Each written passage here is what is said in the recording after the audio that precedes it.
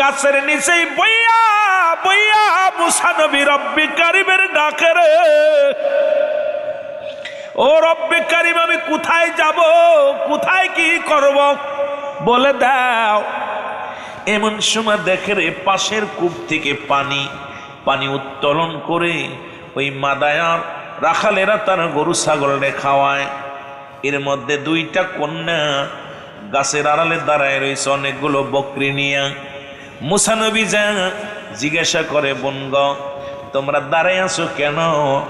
কয় কে গো তুমি? ও যুবক তুমি কে গো?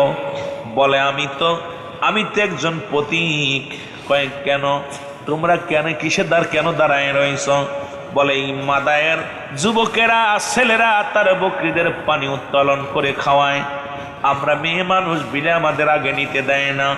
আমরা প্রতিদিন, আমার আব্বার কোনো ছেলে নাই, কারণ আমার আব্বা জানের একমাত্র আমরা দুজন কন্যা, এই বকরিগুলো একমাত্র আমার বাবার সম্বল।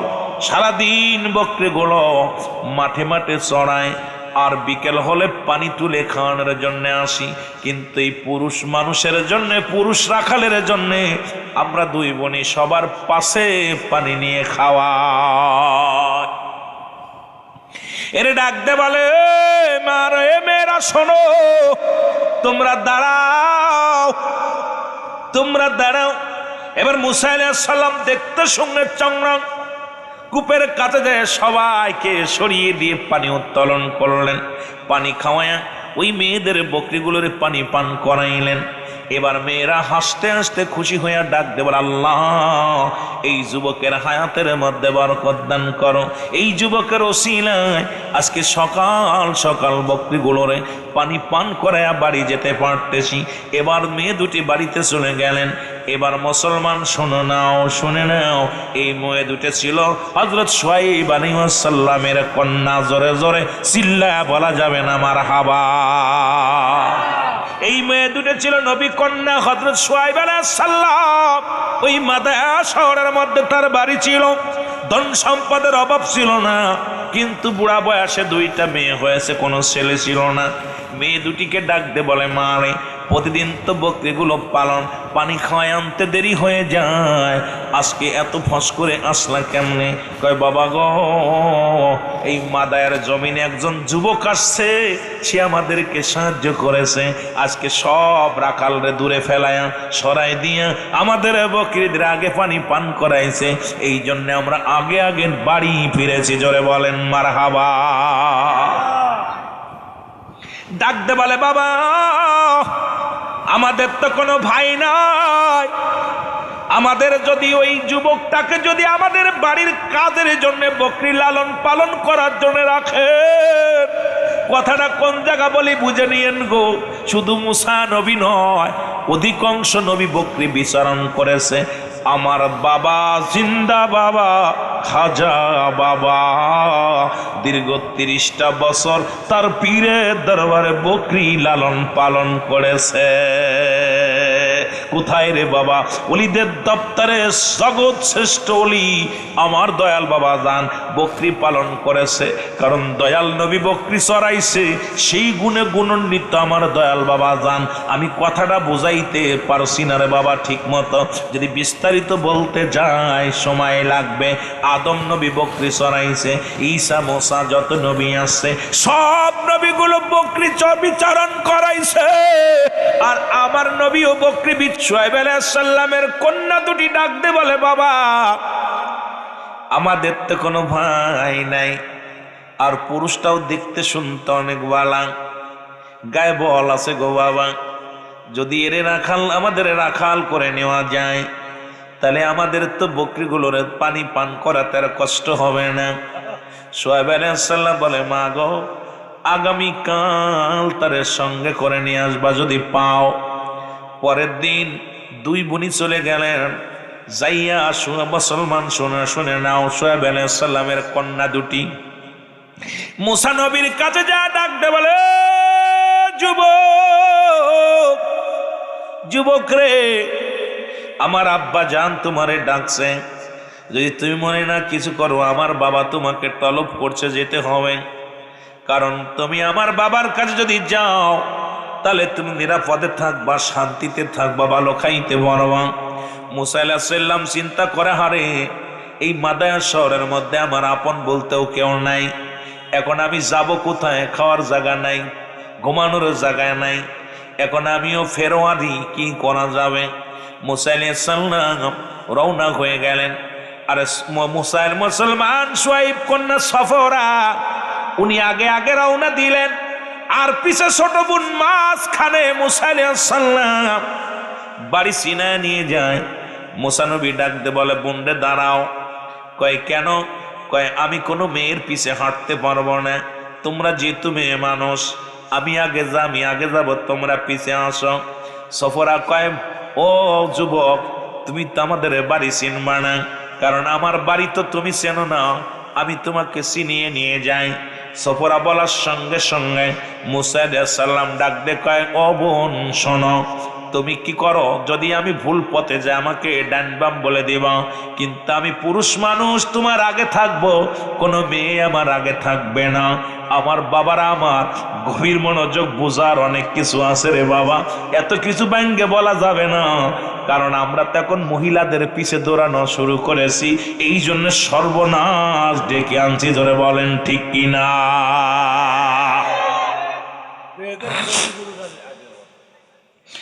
মুসা নবী ডাক দেখো, মেরা রে,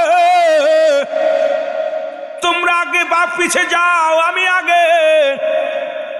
এবার চলে গেলেন মুসা আলাইহিস সালাম, মুসলমান শুআইব আলাইহিস সালামের কাছে গেলেন। যা পর মুসা আলাইহিস সালামকে দেখে কৌশল বিনিময় করলেন। শুআইব আলাইহিস সালাম তখন বুড়া হয়ে গেছে, বয়স একদম শেষ। এবার শুআইব আলাইহিস সালাম যুবককে ডাকতে বলে, যুবক রে, তোমার নাম কি? বলে, আমার নাম হলো মুসা, বাবার নাম ইমরান, বাড়ি আমার অমুক জায়গা। এই বিস্তারিত সব বর্ণনা করলেন। কি মুসলমান শুনে নাও, শুআইব আলাইহিস সালাম মেয়েদের কাছে যায়, বলে, মেয়েরা রে, ওই যুবকরে যে রাখাল রাখবো, এর নাই গায়ে বল আছে, তার পানি পান করাতে পারবে, বকরিগুলো লালন পালন করতে পারবে, কিন্তু চরিত্রের গ্যারান্টি দেবে কে? যেহেতু এই বাড়ির মধ্যে দুইটা যুবতী মেয়ে আমার, এই মেয়েরে তোদের পাশে এই যুবতী মেয়ে থাকতে ঘরের মধ্যে আমি কেমনে মুসা আলাইহিস সালামকে রাখি? কয়, বাবা গো, আমাদের মন বলে এই মাদায়া শহরের মধ্যে যদি কোনো আদর্শবান, নীতিবান, চরিত্রবান যদি কোনো ছেলে থাকে, ওই যুবকই আছে গো বাবা। বলে, কেমনে তোমরা বুঝলাম? কয়, বাবা গো, যখন তাকে আগায় আনতে গেলাম আমাদেরকে বললো, মেয়েরা রে, তোমরা পিছে যাও, কারণ আমি আগে যাব।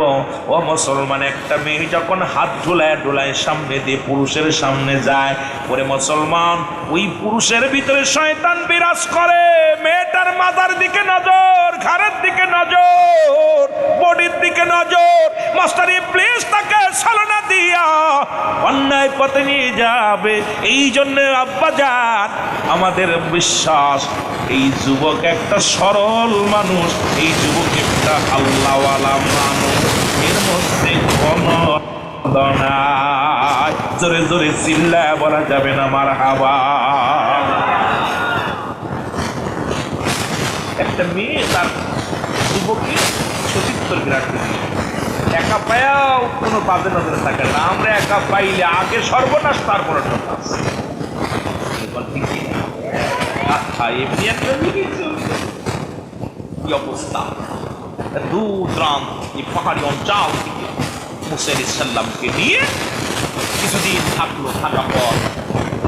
থাকা পর মুসলমান শুআইব আলাইহিস সালাম বড় মেয়ে ডাকতে বলে, মা রে, আমি সিদ্ধান্ত নিয়েছি এই যুবকের সঙ্গে তোমার বিবাহ দিব।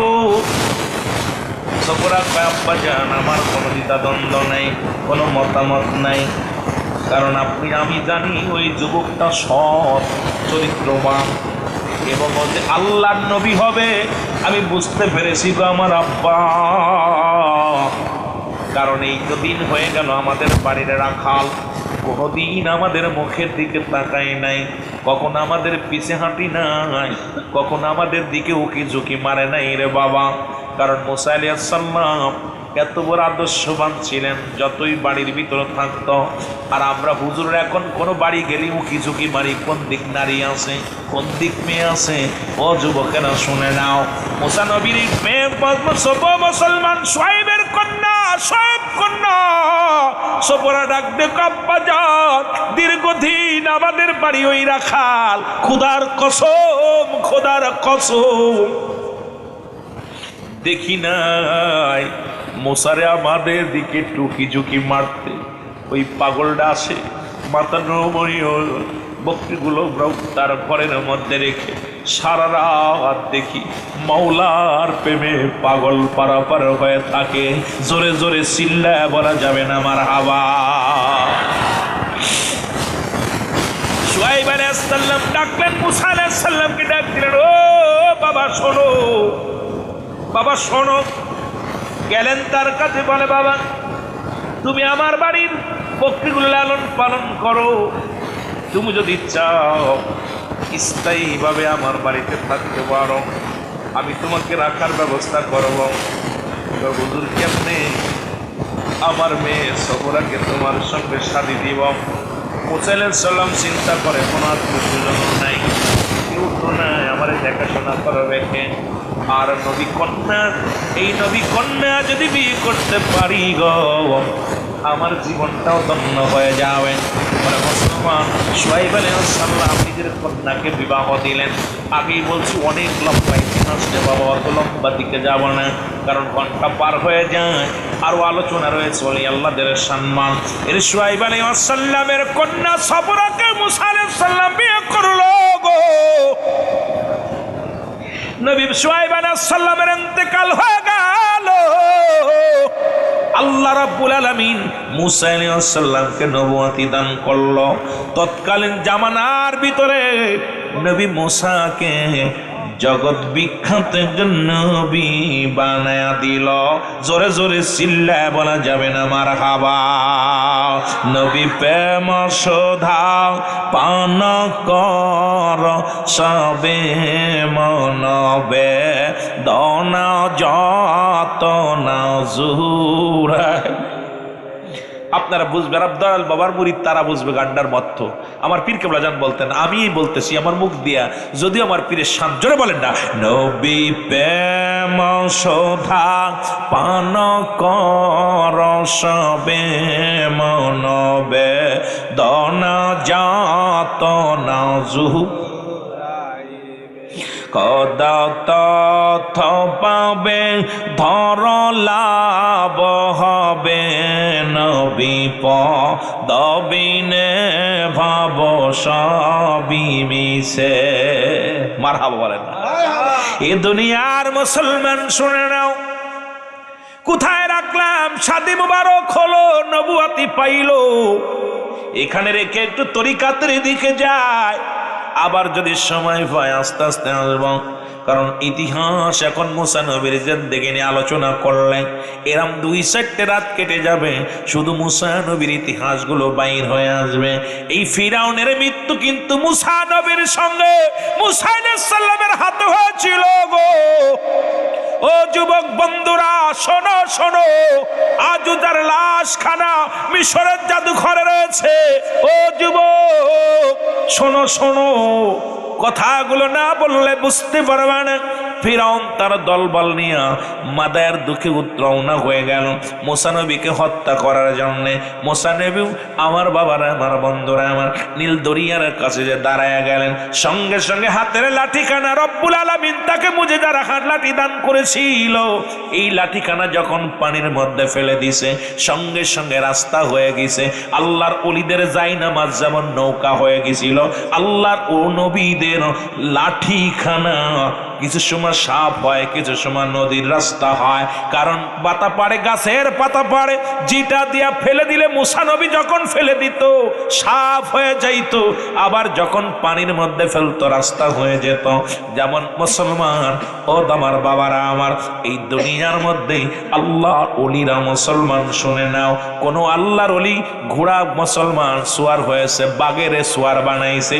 কোন আল্লাহর ওলি জায়নামাজকে মুসলমান নৌকা বানাই বানাইছে, কোন আল্লাহর ওলি দুনিয়ার মধ্যে বাতাসকে যানবাহন বানিয়েছে, বাতাসকে বলছে আমাকে নিয়ে যাও, এই জমিন থেকে অন্য জমিনে নিয়ে গেছে, এই ক্ষমতা দান করেছে আমার আল্লাহ। জোরে জোরে চিল্লায়া বলা যাবে না মারহাবা। এ দুনিয়ার মুসলমান শুনে নাও, মুসা আলাইহিস সালাম যখন নীল দরিয়ায় লাঠিখানা ফেললো, রাস্তা হয়ে গেল, মুসা নবীর সৈন্যগুলো পার হয়ে গেল, ফিরাউন তার ঘোড়া নিয়া, অনেকগুলো ঘোড়া নিয়া যখন ওই নীল দরিয়ার কাছে দাঁড়াইলেন, ফিরাউন চিন্তা করে, হারে এত বড় নদী কেমনে নৌকা হয়ে রাস্তা হয়ে গেল, কোনো বিপদের রাস্তা হবে নাকি, জাদুর রাস্তা হবে নাকি? ফিরাউনের ঘোড়াগুলো দাঁড়ায় গেছে। আল্লাহ কয়, ফিরাউনরে তোরে এমন সাইজ করবো আজকে, দাঁড়া। একটা মহিলা ঘোড়া বানাইয়া, ফিরাউনের ঘোড়া ছিল পুরুষ ঘোড়া, আমার বাবারা আমার পুরুষ ঘোড়াটার সামনে একটা মহিলা ঘোড়া এনে যখন দাঁড়াইলেন, ফিরাউনের ঘোড়াটা লাফ মেরে যখন মহিলা ঘোড়ার উপর উঠতে গেছে, আর এক লাফে মাছ দরিয়ার মধ্যে চলে গেছে, আর রব্বুল আলামিন সঙ্গে সঙ্গে মুসলমান, সঙ্গে সঙ্গে নদী পানি নৌকার সঙ্গে সঙ্গে পানিটা আবার সমতল করে দিছে, ফিরাউন ডুবে মারা গেছে। এই দুনিয়ার মধ্যে যারা নারীর পিছা, নারীর চিন্তায় ঢুকবে রে, আমার পীর বলতো, বাবা সাবধান সাবধান, হুঁশিয়ার, ওই দাঁতমানিক থেকে হুঁশিয়ার, কারণ এরা তোমাদের আজকে পৃথিবীর মধ্যে যে জাতি ওই মহিলার পাশে চড়ছে, তার পড়ালেখা শেষ, ক্লাস 6-7 যে থেকে লেখাপড়া করে, যখনই প্রেমনগর বিশ্ববিদ্যালয় ভর্তি হয়েছে, ছেলের পড়ালেখা শেষ, মেয়ের পড়ালেখা শেষ। আজকে আমার যুব সমাজ শেষ শুধু নারীর কারণে, জোরে বলেন ঠিক কিনা? আর বাংলাদেশের 12টাও বাজছে শুধু নারীর কারণে, জোরে বলেন ঠিক কিনা?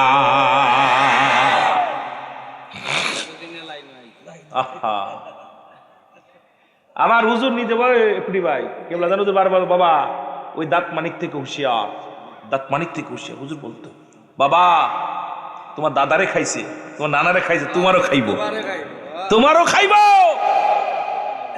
মহিলাদের পিছে যারা দৌড়বে তাদের জীবন শেষ। এখনো সময় আছে, আয় ফিরিয়া, সময় আছে, ফিরিয়া বাঁচতে চাইলে। আমার বাবারা আমার ফিরাউন জাদুঘরে আজ পর্যন্ত আছে রে, ঠিক কিনা? কিয়ামত পর্যন্ত রব্বুল আলামিন নিদর্শন দেখে দিচ্ছে, একে দেখে শিক্ষা নেওয়ার দরকার। কারণ এই ফিরাউন খোদা বলে দাবি করেছিল, একেও আল্লাহ শেষ করে দিছে। ও মুসলমান, ফিরাউন, নমরুদ, কারুন যারা খোদাই বলে দাবি করেছিল, আল্লাহ তাদের সাইজ বানাইছে, এত ভাবে সাইজ বানায়া দিছে, তদ্রূপ দুনিয়ার মধ্যে ক্ষমতা চিরস্থায়ী নয়, চিরদিন থাকা সম্ভব নয়। যখন রব্বি কারিম তোরে সাইজ বানাবে, তখন বুঝবা জ্বালাটা। জোরে জোরে চিল্লায়া বলা যাবে না, ঠিক কিনা?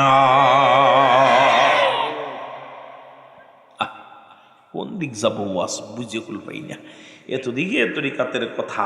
আল্লাহ বলেন, আমি আবার ওলি আল্লাহদের দিকে যাই। সূরা ইউনূসের মধ্যে 11 নম্বর পারা 62 নম্বর আয়াত।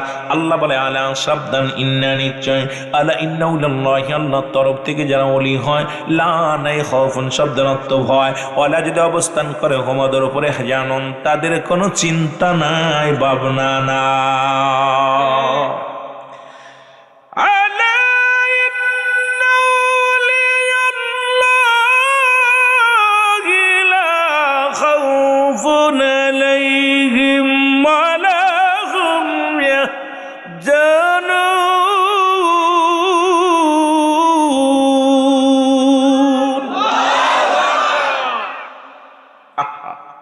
আল্লাহদের কথা আল্লাহ বলে কুরআনুল কারীমের মধ্যে, সূরা ইউনূসের মধ্যে 11 নম্বর পারা 62 নম্বর আয়াত। আমি ওদিকে যাই, আল্লাহর ওলিদের কথা বলতে যাইয়া অনেক লম্বা ইতিহাস করে ফেলেছি, সময় কদ্দুর পাবো জানি না।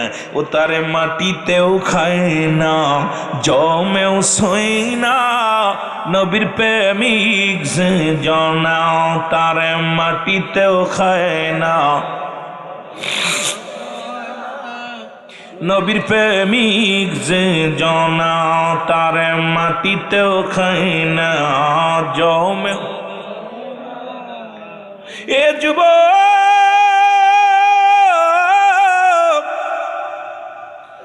আমার পীর কেবলা জানের বাবার নাম হলো আলিমউদ্দিন খাজা মৌলানা আলিমউদ্দিন মুজাদ্দিদি সাহেব।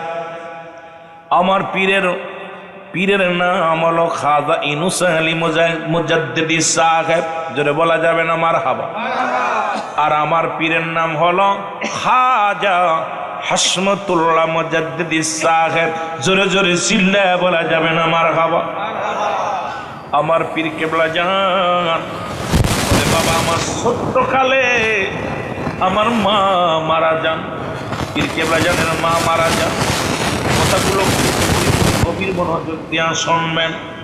হুজুর বলে আমার মা দুনিয়া থেকে বিদায় হয়ে যায় রে। আমার বাবা আবার শাদী মুবারক করেন।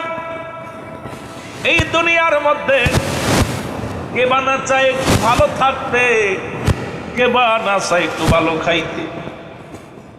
একদিন আমাদের বাড়িতে আমার পীর কেবলা জান আসলেন। এই কোথায় ভাই আল্লাহর কথা হচ্ছে, খুব মনে এখানে দুইটা জিনিস পারবে। একটা গজল অনেক সময় করি। তরিকাতের পাগলগুলো যখন পাই তখন আলোচনাগুলো করি। রাডারে না মিললে আলোচনা করি। আমি গুনাহগার, হাফ প্যান্ট পরা অবস্থা আমার পীরের কাছে। আমার পীরের সম্মান বিশ্বজাকের মজির এখন বর্তমান যারা আছে, অতীত বর্তমান দিয়ে গুনাহগার।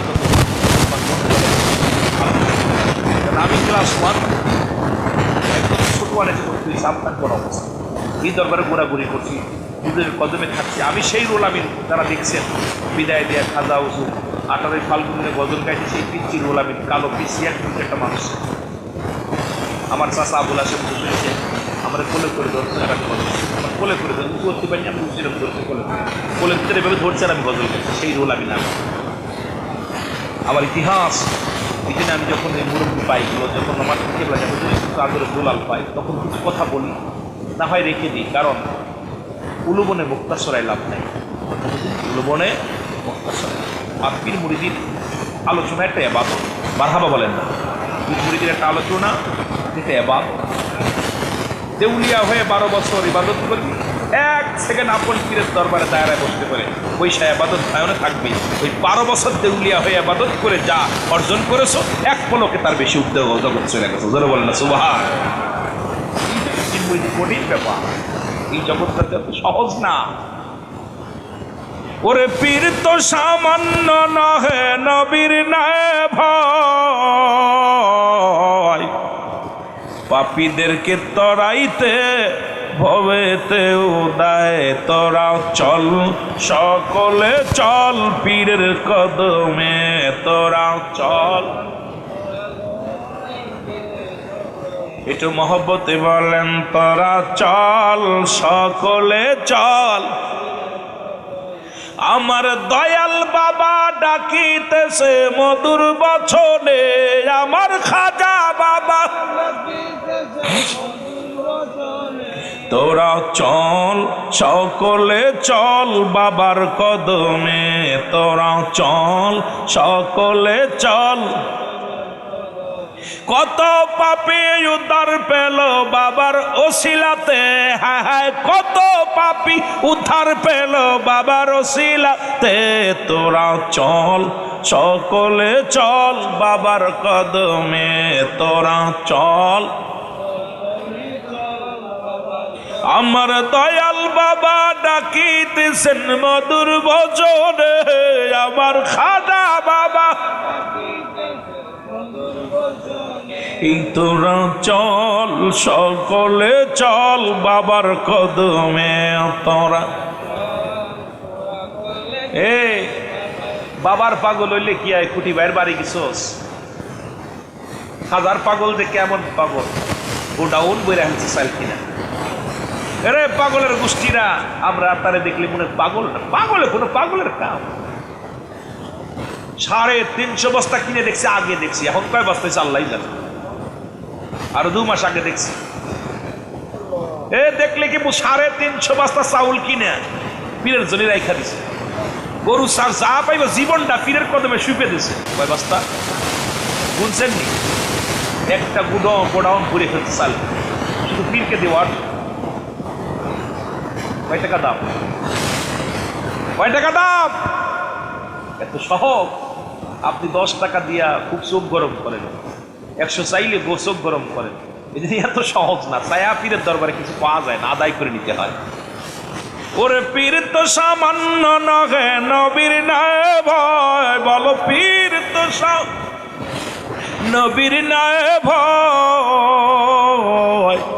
পাপীদেরকে তোরাইতে ভবেতেও দেয় তোরা চল, সকলে চল বাবার কদমে তোরা।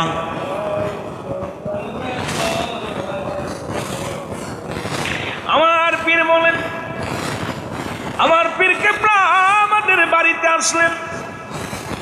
বাড়িতে এসে আমার ভাইদের সঙ্গে আলাপ করেন, আমার আব্বাজানকে ডাকলেন। আমি স্কুল থেকে আসলাম, দেখি ঘরের মধ্যে কেন যেন একটা নূরের মানুষ বসে আছে। আমি ঘরের মধ্যে গেলাম, আমার পীর কেবলা যেন আমার দিকে তাকাইলেন, আমিও তাকাইলাম। তাকানোর পর চোখি চোখি চোখ পড়লো। আমি কেন যেন পাগল হয়ে গেলাম। দয়ালের পাগলে এমন পাগল হইলাম, আমার মাথায় হাত বুলিয়ে বললেন, বাবা আপনি আমার সাথে কি যাবেন? আমি জবান দিয়ে বললাম, হুজুর যাব। এরপরে আমার বাবারে ডাকলেন, আমার আব্বাজান আসলেন, আলিমউদ্দিন সাহেব আসলেন। আমার আব্বাজানকে ডাকতে বললেন, আপনার ছেলেটা আমাকে দিয়ে দেন। আমার হুজুর বললেন, আমাকে দিয়ে দেন। আমার বাবা জান বললেন, হুজুর যেতে চাই, নিয়ে যান। আমাকে আবার হুজুর বললেন, বাবা যাবেন আমার সাথে? বলে হুজুর যাব। আমিও রওনা দিলাম, হুজুরের সঙ্গে রওনা দিলাম। দরবার শরীফে আসলাম। স্বপ্ন ছিল ভালো খাবো, কারণ আব্বাজান দুনিয়ার মধ্যে নাই। আব্বাজান দুনিয়া থেকে বিদায় হয়ে গেছে। কে আমারে আদর করবে, কে আমারে ভালোবাসবে? বড় আশা নিয়ে পীরের দরবারে আসলাম, দয়াল দরদি বান্ধবের দরবারে আসলাম। আসার পর প্রথম দিন গেল, দ্বিতীয় দিন আমাকে ডাক দে বলে, বাবা হাসপাতাল দিকে আসো। এই যে বকরিগুলো আছে, এগুলো তুমি মাঠে বিচরণ করবা, এগুলো লালন পালন করবা, ঘাস খাওয়াইবা। সারাদিন তোমার দায়িত্ব হলো বকরিগুলো পালন করা। আমি বড় কষ্ট চিন্তা করলাম, আহারে আমি কিসের জন্য আসলাম একটু সুখে শান্তিতে থাকবো, আসলাম আমি একটু পীরের দর ভালো মন্দ খাবো। কিন্তু আমার পীর দিল আমার কিছু বকরি ধরাইয়া রে। সারাদিন পরে বকরিগুলো আমি খাওয়াই। বলে হুজুর বলেন, বাবা পেট না ভরলে আসবা না। এই বকরিগুলো পেটটা ভরে খানা খাওয়া আসরের নামাজ আমি মাঠ থেকে এই মাঠেই আদায় করি। এরপরে ফিরে আসি, মাগরিবের সময় অল্প একটু বাদ থাকে। বকরিগুলো যখন আমি ওই খড়ের মধ্যে দিই, যখন ওই গোয়াল ঘরের মধ্যে ঢুকায়া দিই, আমার পীর খানা দেয়, সবাই রে পেটে ভরে খাবার দেয়। আমার মনে পড়ে না আমার পীর কোনোদিন আমাকে 2 চামচ খাবার দিছে।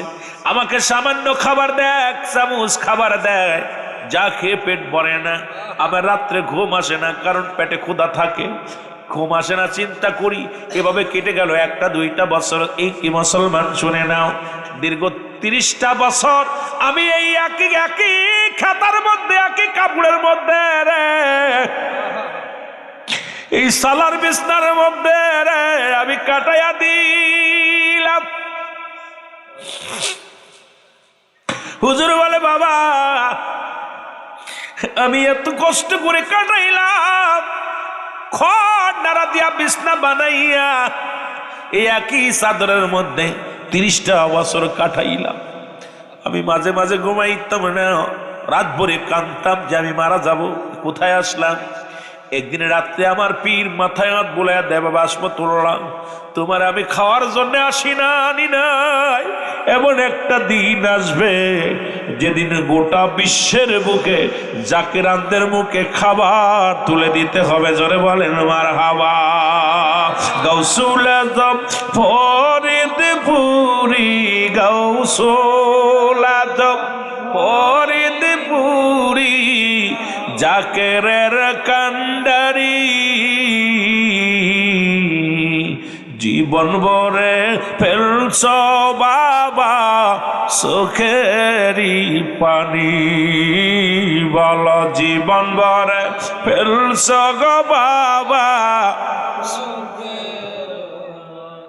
নিজে না খাইয়া খানা মোদের খাওয়াইছো সোনার জীবন ও দয়াল মুর্শিদ কঙ্কাল বানাইছ। আরে আমরা তোমার মুরিদ বাবা, আমরা তোমার পাপী মুরিদ, শুধুই কামতাছি জীবন ভরে ফেলছ বাজান চোখেরই পানি। বলেন জীবন ভরে চোখেরই পানি। গাউসুল আজম ফরিদপুরি, গাউসুল আজম জাকেরের কান্ডারি, জীবন ভরে ফেলছ গো বাজান চোখেরই পানি। বলেন জীবন ভরে ফেলছ বাবা। এই সিলেট অঞ্চলের শ্রীমঙ্গলের আশেকের চোখের পানি,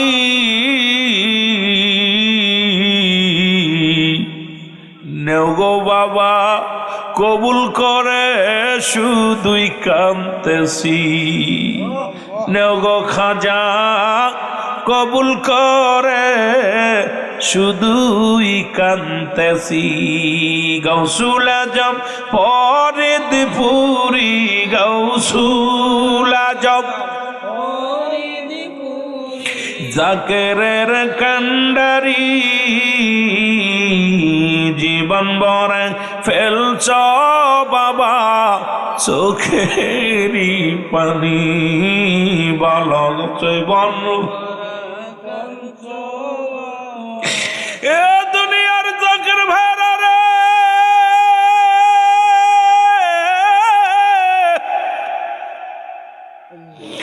আমার পীর আমাকে জ্বালাইয়া, আমার পীর আমার খাটি সোনা বানাইয়া, তাজ শক্তি দিয়া রে এই তাজাল্লি দিয়া আমারে পাঠায়া দিলেন ফরিদপুরের জমিনে। আমাকে পাঠায়া দিলেন ফরিদপুরের জমিনে। যান বাবা, আমি ফরিদপুরে আসলাম, আসিয়া ইসলাম প্রচার করা শুরু করলাম। ওই ফরিদপুরের জমিনে এমন একটা জমিনের মধ্যে আসলাম রে, যেখানে ছিল বাবু বাড়ি, যেখানে ছিল না কোনো মসজিদ, যেখানে ছিল না কোনো মাদ্রাসা, যেখানে ছিল প্রতিমার আঁকড়া। এই জমিনের মধ্যে এসে আমি চিন্তা করলাম, সারা জীবন কঙ্কাল বানাইলাম দেহটারে, এমন এমন একটা জায়গা পাঠাইল নির্ঘাত মারা যাব। কারণ এখানে তো আযান দেওয়া যাবে না, নামাজ পড়া যাবে না, কালেমা প্রচার করা যাবে না। হুজুর বললেন দিনে দিনে আমি প্রচার করা শুরু করলাম। আমার পীর যে বাণী শিখায়া দিছিল, আমি আসিয়া প্রথম ডাক দিলাম আল্লাহ ইয়া রহমান,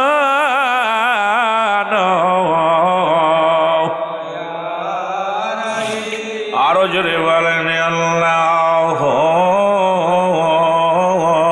ইয়া রহমান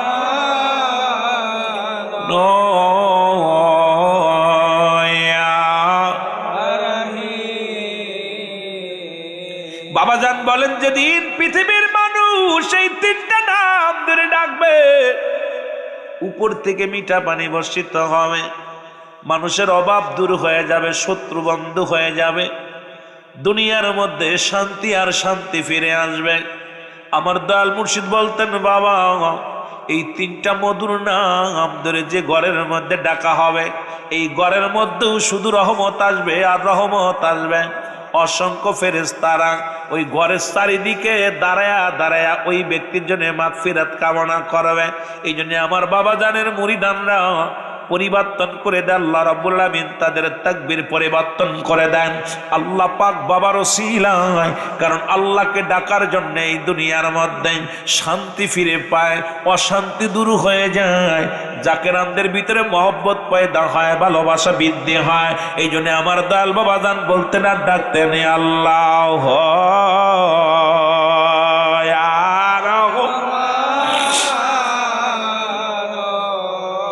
জোরে ডাকে নিয়া মেয়ারা হমা তালে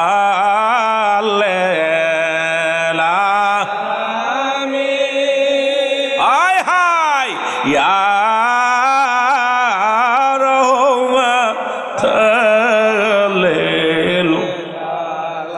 ডাকো তো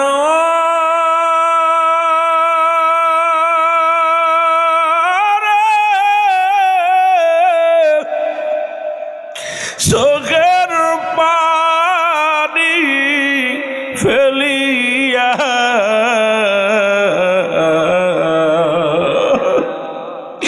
রে ডাকতা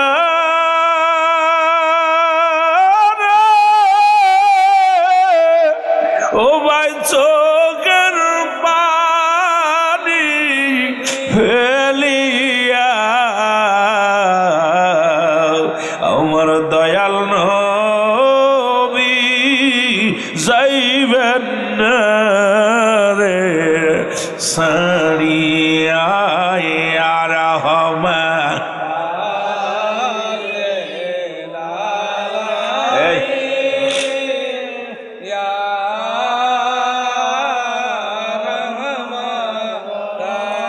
বাবারা একটু মোহব্বত ডাকেন না নবীজিকে রহমা তালে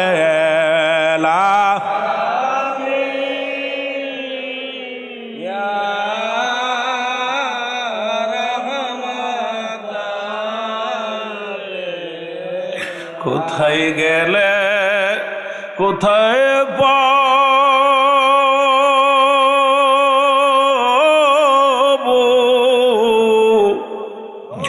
ও বান্ধব তোমার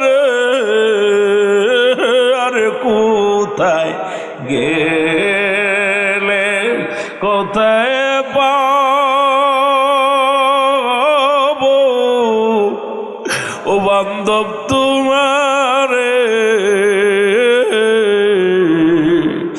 ঘুমের ঘরে বইলা যায় আমারে আর রহমতা ডাকেন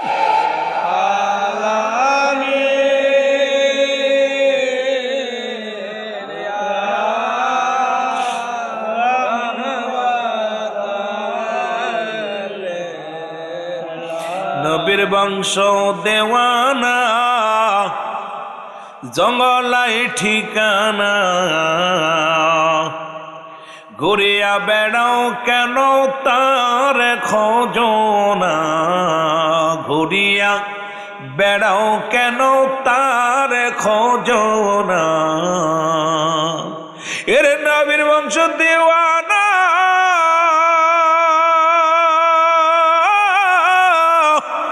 জঙ্গলাই ঠিকানা ঘুরিয়া বেড়াও কেন তার খোঁজনা নবীজির গুণের কথা বল বরে কারে বল নবীজির গুণের কথা বল বরে আরো জোরে বল নবীজির প্রেমের কথা বল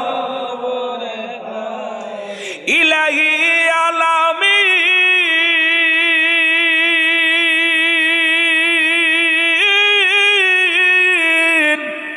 উম্মতের জাবিন তরাবে দয়াল নবী তুমি বিপদে নবীজির গুণের কথা বল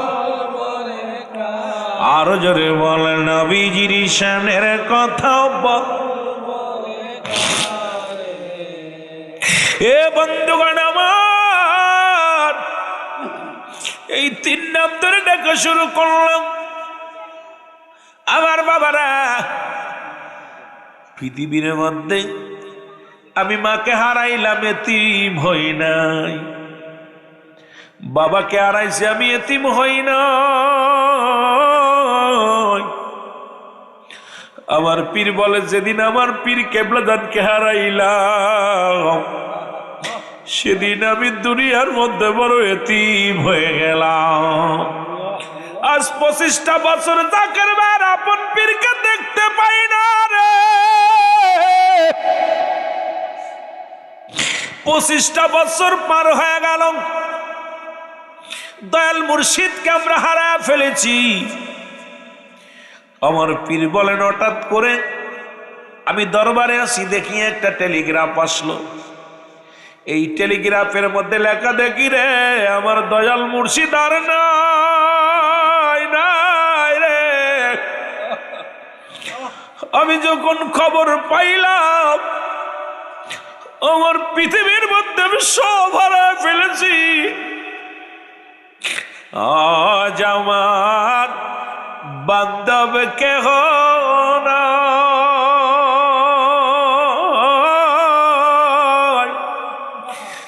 দয়াল মুর্শিদ বিহনে বলে না আমার বান্ধব নাই রে। দয়াল মুর্শিদ বিহনে এই ডুবু ডুবু তোরি তুফানে ডুইবা মরি। এই ডুবু ডুবু তোরি